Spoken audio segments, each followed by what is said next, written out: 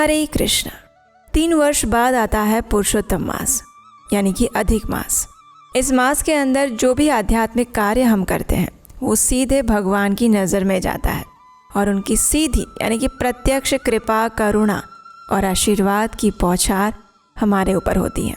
और इसीलिए कहते हैं कि इस अधिक मास के अंदर ज़्यादा से ज़्यादा भक्ति करनी चाहिए, आध्यात्मिक कार्य करने चाहिए, भगवान का नाम जप करना चाहिए, उनकी कथाओं का श्रवण करना चाहिए, प्रातः काल में ब्रह्म मुहूर्त में उठकर स्नान करना चाहिए, दान देना चाहिए और भगवान की सेवा करनी चाहिए। और इसीलिए इस पवित्र पुरुषोत्तम मास के अंदर इस समय हम श्रवण कर रहे हैं महर्षि वाल्मीकि द्वारा रचित रामायण कथा का, मर्यादा पुरुषोत्तम श्री रामचंद्र जी के जीवन की इस सुंदर गाथा का, जिसमें आज से हम अयोध्या कांड आरंभ करने जा रहे हैं। तो चलिए अधिक मास विशेष इस रामायण कथा श्रृंखला को आगे बढ़ाते हैं और सुनते हैं आज की अधिक मास रामायण कथा। आज की कथा आरंभ करते हैं। अयोध्या कांड प्रथम सर्ग। गच्छता मातुलकूलं भरतेन तदा नघः शत्रुघ्नो नित्यशत्रुघ्नो नितः प्रीति पुरस्कृतः स तत्र न्यवसत्प्रात्रा सह सत्कार सत्कृतः मातुलेनाश्वपतिना पुत्रस्नेहेन लालितः। जैसा कि हम सब जानते हैं, भरत अपने मामा के यहाँ जाते समय काम आदि शत्रुओं को सदा के लिए नष्ट कर देने वाले निष्पाप शत्रुघ्न को भी प्रेमवश अपने साथ लेकर गए थे। अब मामा के घर पर वहाँ भाई सहित उनका बड़ा आदर सत्कार हुआ और वे वहाँ पर सुखपूर्वक रहने लगे। उनके मामा युधाजित, जो अश्वयुद्ध के अधिपति थे, उन दोनों पर पुत्र से भी अधिक स्नेह रखते थे और बड़ा लाड प्यार करते थे। यद्यपि मामा के यहाँ उन दोनों वीर भाइयों की सभी इच्छाएं पूर्ण करके उन्हें पूर्णतः तृप्त किया जाता था, लेकिन फिर भी वहाँ रहते हुए भी उन्हें अपने वृद्ध पिता महाराज दशरथ की याद कभी नहीं भूलती थी। महातेजस्वी राजा दशरथ भी परदेश में गए हुए महेंद्र और वरुण के समान पराक्रमी अपने उन दोनों पुत्र भरत और शत्रुघ्न का सदैव स्मरण किया करते थे। अपने शरीर से प्रकट हुई चारों भुजाओं के समान वे सब चारों ही पुरुष शिरोमणि पुत्र महाराज को बहुत ही प्रिय थे, लेकिन उनमें भी महातेजस्वी श्री राम सबकी अपेक्षा अधिक गुणवान होने के कारण समस्त प्राणियों के लिए ब्रह्मा जी की भांति पिता के लिए विशेष प्रीतिवर्धक थे। इसका एक कारण और भी था। वे साक्षात सनातन विष्णु थे और परम प्रचंड रावण के वध की अभिलाषा रखने वाले देवताओं की प्रार्थना पर मनुष्य लोक में अवतीर्ण हुए थे। उन अमित तेजस्वी पुत्र श्री रामचंद्र जी से महारानी कौसल्या की वैसे ही शोभा होती थी जैसे वज्रधारी देवराज इंद्र से देव माता अदिति सुशोभित होती हैं। श्री राम बड़े ही रूपवान और पराक्रमी थे। वे किसी के दोष नहीं देखते थे। भूमंडल में उनकी समता करने वाला कोई नहीं था। वे अपने गुणों से पिता दशरथ के समान और योग्य पुत्र थे। वे सदैव शांत चित्त रहते और सांत्वना पूर्वक मीठे वचन बोलते थे। यदि उनसे कोई कठोर बात भी कह देता तो वे उसका उत्तर नहीं देते थे। कभी कोई एक बार भी उपकार कर देता तो वे उसके उस एक ही उपकार से सदैव संतुष्ट रहते थे और मन को वश में रखने के कारण किसी के सैकड़ों अपराध करने पर भी उसके अपराधों को याद नहीं रखते थे। अस्त्र शस्त्रों के अभ्यास के लिए उपयुक्त समय में भी बीच बीच में अवसर निकालकर वे उत्तम चरित्र में, ज्ञान में और अवस्था में बढ़े चढ़े सत्पुरुषों के साथ ही सदैव बातचीत करते और उनसे शिक्षा लेते थे। वे बड़े बुद्धिमान थे, सदा मीठा वचन बोलते, अपने पास आए हुए मनुष्यों से पहले स्वयं ही बात करते और ऐसी बातें मुँह से निकालते जो उन्हें प्रिय लगे।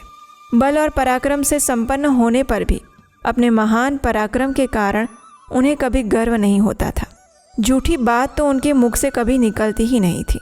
वे विद्वान थे, सदैव वृद्ध पुरुषों का सम्मान करते थे। प्रजा का श्री राम के प्रति और श्री राम का प्रजा के प्रति बड़ा अनुराग था। वे परम दयालु, क्रोध को जीतने वाले और ब्राह्मणों के पुजारी थे। उनके मन में दीन दुखियों के प्रति बड़ी दया थी। वे धर्म के रहस्य को जानने वाले, इंद्रियों को सदा वश में रखने वाले और बाहर भीतर से परम पवित्र थे।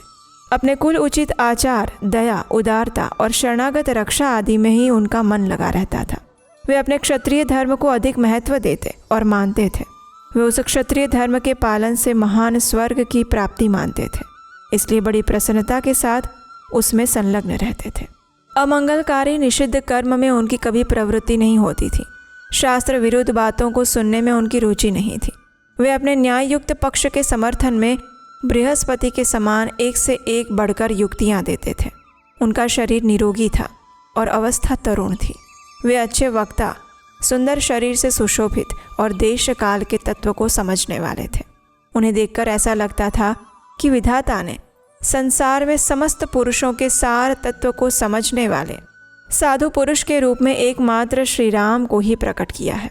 राजकुमार श्री राम श्रेष्ठ गुणों से युक्त थे। वे अपने सद्गुणों के कारण प्रजाजनों को बाहर विचरने वाले प्राण की भांति लगते थे। भरत के बड़े भाई श्री राम संपूर्ण विद्याओं के व्रत में निष्णात और 6 अंगों सहित संपूर्ण वेदों के यथार्थ ज्ञाता थे। बाण विद्या में तो वे अपने पिता से भी बढ़कर थे। वे कल्याण की जन्मभूमि, साधु, दैन्य रहित, सत्यवादी और सरल थे। धर्म और अर्थ के ज्ञाता वृद्ध ब्राह्मणों के द्वारा उन्हें उत्तम शिक्षा प्राप्त हुई थी। उन्हें धर्म, काम और अर्थ के तत्व का सम्यक ज्ञान था।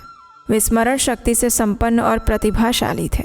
वे लोक व्यवहार के संपादन में समर्थ और समयोचित धर्माचरण में कुशल थे। वे विनयशील, अपने आकार अभिप्राय को छिपाने वाले, मंत्र को गुप्त रखने वाले और उत्तम सहायकों से संपन्न थे।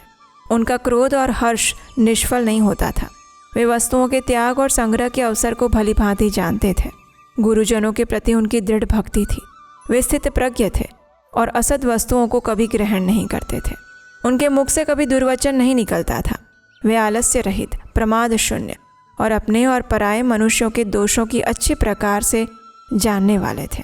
वे शास्त्रों के ज्ञाता, उपकारियों के प्रति कृतज्ञ और पुरुषों के तारतम्य को अथवा दूसरे पुरुषों के मनोभाव को जानने में कुशल थे। यथा योग्य निग्रह और अनुग्रह करने में भी वे पूर्ण चतुर थे। उन्हें सत्पुरुषों के संग्रह और पालन और दुष्ट पुरुषों के निग्रह के अवसरों का ठीक ठीक ज्ञान था। धन की आय के उपायों को वे अच्छी तरह जानते थे, यानी कि फूलों को नष्ट ना करके उनसे रस लेने वाले भ्रमरों की तरह वे प्रजाओं को कष्ट दिए बिना ही उनसे न्याय उचित धन का उपार्जन करने में कुशल थे और शास्त्र वर्णित व्यय कर्म का भी उन्हें अच्छा ज्ञान था। उन्होंने सब प्रकार के अस्त्र समूहों और संस्कृत, प्राकृत आदि भाषाओं से मिश्रित नाटक आदि के ज्ञान में निपुणता प्राप्त की थी। वे अर्थ और धर्म का संग्रह करते हुए तद अनुकूल काम का सेवन करते थे और कभी आलस्य को पास नहीं फटकने देते थे। विहार, क्रीड़ा या मनोरंजन के उपयोग में आने वाले संगीत, वाद्य और चित्रकारी आदि शिल्पों के भी वे विशेषज्ञ थे। अर्थों के विभाजन का भी उन्हें सम्यक ज्ञान था। वे हाथियों और घोड़ों पर चढ़ने और उन्हें भांति भांति की चालों की शिक्षा देने में भी निपुण थे। श्री रामचंद्र जी इस लोक में धनुर्वेद के सभी विद्वानों में श्रेष्ठ थे। अतिरथी वीर भी उनका विशेष सम्मान करते थे। शत्रु सेना पर आक्रमण और प्रहार करने में वे विशेष कुशल थे। सेना संचालन की नीति में उन्होंने अधिक निपुणता प्राप्त की थी। संग्राम में क्रोधित होकर आए हुए समस्त देवता और असुर भी उनको परास्त नहीं कर सकते थे। उनमें दोष दृष्टि का सर्वथा अभाव था। वे क्रोध को जीत चुके थे। दर्प और ईर्ष्या का उनमें अत्यंत अभाव था। किसी भी प्राणी के मन में उनके प्रति अवहेलना का भाव नहीं था। वे काल के वश में होकर उसके पीछे पीछे चलने वाले नहीं थे, काल ही उनके पीछे चलता था। इस प्रकार उत्तम गुणों से युक्त होने के कारण राजकुमार श्री राम समस्त प्रजाओं और तीनों लोकों के प्राणियों के लिए आदरणीय थे। वे अपने क्षमा संबंधी गुणों के द्वारा पृथ्वी की समानता करते थे। बुद्धि में वे बृहस्पति के समान और बल तथा पराक्रम में शचीपति इंद्र के तुल्य थे। जैसे सूर्यदेव अपनी किरणों से प्रकाशित होते हैं, उसी प्रकार श्री रामचंद्र जी समस्त प्रजाओं को प्रिय लगने वाले और पिता की प्रीति बढ़ाने वाले सद्गुणों से सुशोभित थे। ऐसे सदाचार संपन्न, अजय, पराक्रमी और लोकपालों के समान तेजस्वी श्री रामचंद्र जी को पृथ्वी ने अपना स्वामी बनाने की कामना की। अपने पुत्र श्री राम को अनेक अनुपम गुणों से युक्त देखकर राजा दशरथ ने मन ही मन कुछ विचार करना आरंभ किया। राजा दशरथ के हृदय में ये चिंता हुई कि किस प्रकार मेरे जीते जी श्री रामचंद्र राजा बन जाए और उनके राज्य अभिषेक से प्राप्त होने वाली ये प्रसन्नता मुझे कैसे सुलभ हो। उनके हृदय में ये उत्तम अभिलाषा बारंबार चक्कर लगाने लगी कि कब मैं अपने प्रिय पुत्र श्री राम का राज्याभिषेक देखूंगा। वे सोचने लगे कि श्री राम सब लोगों के अभ्युदय की कामना करते और संपूर्ण जीवों पर दया रखते हैं। वे लोक में वर्षा करने वाले मेघ की भांति मुझसे भी ज़्यादा प्रिय हो गए हैं। वे गुणों में तो मुझसे भी ज़्यादा बढ़े चढ़े हैं। मैं इसी उम्र में अपने बेटे श्री राम को इस सारी पृथ्वी का राज्य करते हुए देखकर यथा समय सुख से स्वर्ग प्राप्त करूं, यही मेरे जीवन की अभिलाषा है।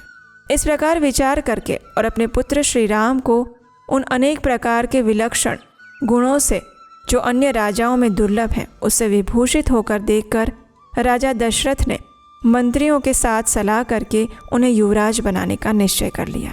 बुद्धिमान महाराज दशरथ ने मंत्रियों को स्वर्ग, अंतरिक्ष और भूतल में दृष्टिगोचर होने वाले उत्पातों का घोर भय सूचित किया और अपने शरीर में वृद्धावस्था के आगमन की भी बात बताई।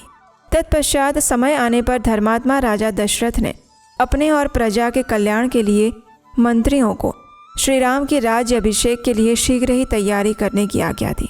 इस उतावली में उनके हृदय का प्रेम और प्रजा का अनुराग भी कारण था। राजा ने भिन्न भिन्न नगरों में निवास करने वाले प्रधान प्रधान पुरुषों और अन्य जनपदों के सामंत राजाओं को भी मंत्रियों द्वारा अयोध्या में बुलवा लिया। उन सबको ठहरने के लिए घर देकर अनेक प्रकार के आभूषणों द्वारा उनका सत्कार किया। उसके बाद स्वयं भी अलंकृत होकर राजा दशरथ उन सब से उसी प्रकार मिले जैसे प्रजापति ब्रह्मा प्रजा वर्ग से मिलते हैं। जल्दबाजी के कारण राजा दशरथ ने कैकेयी नरेश को और मिथिलापति जनक को भी नहीं बुलवाया। हमारे आचार्यगण बताते हैं कि कैकेयी नरेश के साथ भरत और शत्रुघ्न भी आ जाते अगर राजा दशरथ उन्हें बुलाते तो, और इन सब के साथ राजा जनक के रहने से श्री राम जी का राज्य अभिषेक भी संपन्न हो जाता और वे वन में नहीं जा पाते। और इसी डर से देवताओं ने राजा दशरथ को इन सब को नहीं बुलाने की बुद्धि दी थी, यानी कि राजा दशरथ को भुलवा दिया गया था, क्योंकि आगे चलकर भगवान श्री राम को रावण का वध करना था। राजा दशरथ ने उस समय सोचा कि वे दोनों संबंधी इस प्रिय समाचार को बाद में सुन लेंगे। तत्पश्चात शत्रु नगरी को पीड़ित करने वाले राजा दशरथ जब राजसभा में आकर बैठे तब शेष सभी लोकप्रिय नरेशों ने राजसभा में प्रवेश किया। वे सभी नरेश राजा द्वारा दिए गए अनेक प्रकार के सिंहासनों पर उनकी ओर मुँह करके विनीत भाव से बैठे थे। और उसके बाद राजा दशरथ ने अपनी बात का प्रस्ताव सबके सामने रखा। और इसकी कथा हम सुनेंगे हमारी इसी अधिक मास कथा श्रृंखला की अगली कड़ी में, कल आपके अपने चैनल उपदेशाष्टकम पर। हरे कृष्ण।